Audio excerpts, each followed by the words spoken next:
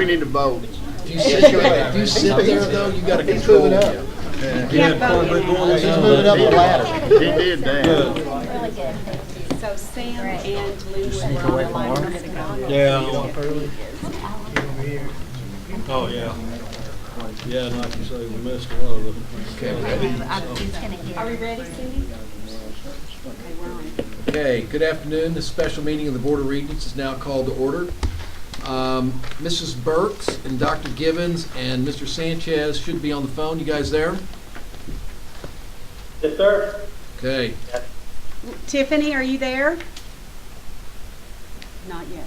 Okay, but we still have a quorum, right? Yes, we do. Ms. Gaynor, please introduce the individuals attending the meeting here in the boardroom, please. We'll start today with the individuals that are sitting at the table. We'll start with Sean Hetsing, who is our chairman of the board, Debbie Barrow, director of government relations. I'm so sorry, Debbie. That doesn't matter. Mike Bernhardt, Jeff Gregg, Nancy Marks, Dr. Betty Stewart, Vice President of Academic Affairs and our provost, Dr. Clark, Robert Clark, who is our Vice President for Administration and Institutional Effectiveness, Dr. Marilyn Follet, who's Vice President for Business Affairs and Finance, Dr. Howard Farrell, Vice President for Advancement in Public Relations, Jesse Brown, who is our Student Regent, Kevin Crosno, and Kenny Bryant. Over here under the windows, we have Barry Monka, our General Counsel, Dawn Fisher, who is our Director of Human Resources, Dirk Welch, who is Chair of the Staff Senate, Matthew Clark, who is Associate Vice President of Student Affairs, Dr. Deborah Garrison, who is our Dean of the Graduate School and Associate Vice President of Academic Affairs. Over here we have David Carlson, who is our Chair of the Faculty Senate, Valerie Maxwell, who is Director of Budget and Management, Ann Worth, who is a reporter for the Times Record News. We have with us from Channel 6, Jenny Johnson, and from Channel 3 we have Jessica Bruno and Ivy Gibson. Okay. Thank you all for your participation in our meeting today. Just a reminder, we are being streamed live on the internet. Please silence or turn off your cell phones and be aware that side discussions around the table or the room is distracting and may be heard through the microphones. As you all know, Dr. Rogers had surgery about 2 weeks ago and is still recuperating. He's doing very, very well, but will not be here for this meeting today. Jesse, welcome to the board. Jesse is our new student regent, and so we will appropriately welcome you and fully introduce you when you come back for the board meeting in August. Oh, That's not one, but two KAs. is that a fact? Wow. We Okay. rule. That might have made a difference. All right. Well, Kenny, that is really good to know. Well, keeping you informed, brother. We provide an opportunity for public comment concerning agenda items at the beginning of each meeting. It appears no one has signed up to speak, and we will move on. Our first item is 14-127, Legislative Appropriations Request, LAR. Each of you have had an opportunity to review Dr. Rogers' administrator statement as well as a summary of the 3 exceptional items requested. Ms. Barrow and Dr. Follet will make comments and answer any questions you may have. Who wants to start? I'll start. We've been talking about the legislative request for the last, I think, 3 board meetings. And normally it's due about the middle of August, and this year they have moved the deadline up to August 4th. And for that reason, we have added this to the agenda. I think everything that you saw in your packet about our exceptional item requests, we had talked about at one time or another. The addition was the Hazelwood waiver reimbursement program. While we've discussed it a lot, we had not talked about the idea of putting it in our legislative request. And so Marilyn attended some meetings. She and I had been kind of throwing the idea around for a few months.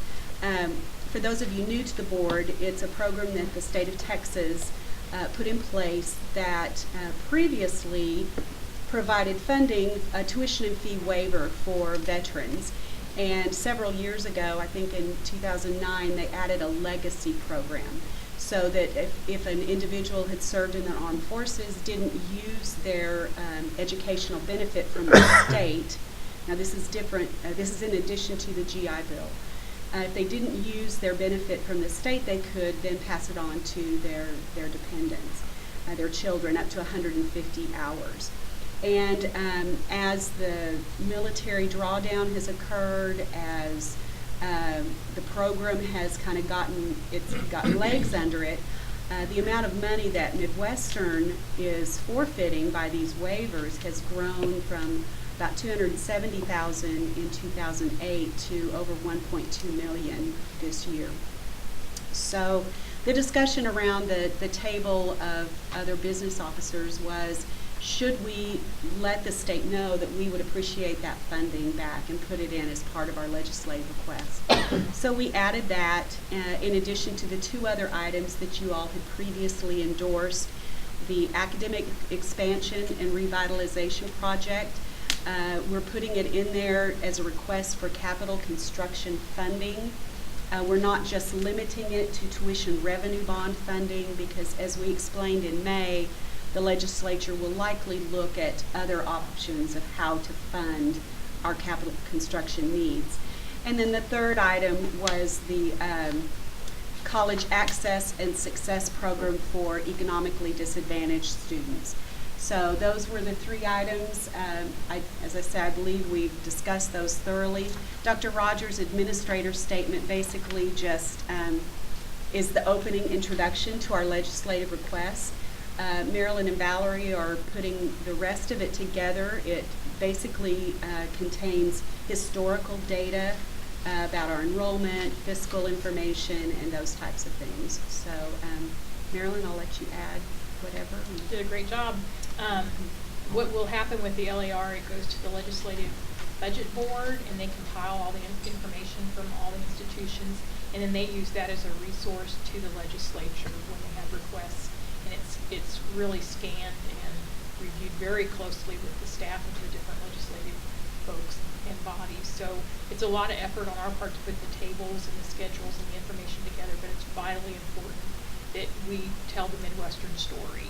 And we'll be attending several different sessions with the Senate Finance Committee, the Higher Education Appropriations Committee, and Dr. Rogers will have a chance to present the Midwestern story and answer any questions. But this document's kind of the kickoff of the whole legislative process, and so just need your blessing on these extra things we're asking for, and hopefully we'll be able to convince the legislature and the governor of our good work and our needs. We just found out our first hearing before the LBB and the Governor's Office of Budget and Planning will be in September, and then in January the LBB will present its first budget to the legislature, and that's kind of the base that they go from. Then the House works up their budget, the Senate works up their budget, but this is, as Marilyn said, this is what kicks it all off for all state agencies in the state. Okay. Before we open the floor for discussion, do I hear a motion to approve these items as presented? So moved. Second? Second. Any discussion on this? And by the way, the details of what I think, Debbie, you sent this out to everyone. Yes. This has been sent out. You've had a chance to review all this. If you haven't seen this or you want to see it again, actually, here it is. So, any other discussion? We have a motion and a second. All in favor? Opposed? Motion carries. Board of Regents will now go into executive session to discuss item 14-128, presidential search as allowed by Texas Government Code section 551.074. And for the record, the date is July 21st, 2014. The time is 2:11. 2:11. Are you all still connected? Session is complete. The only items discussed were the items announced and no votes were taken. Item 14-128, presidential search. Do I have a motion? So moved for academic Academic search. search. I'm looking at Okay. the full name. Yes, sir. Okay. So we have a motion to use academic search in the presidential search. Is there a second? Glad to see Okay. Any discussion? All in favor? Aye. Opposed? Motion carries. Additionally, a presidential search advisory committee will be appointed. Ms. Gaynor, we will release that list of names in a couple of days. You okay with that? Okay.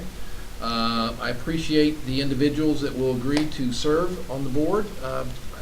From the board, faculty, deans, staff, student body, community, and alumni during this search process. And again, we'll announce those names in the next 2 to 3 days.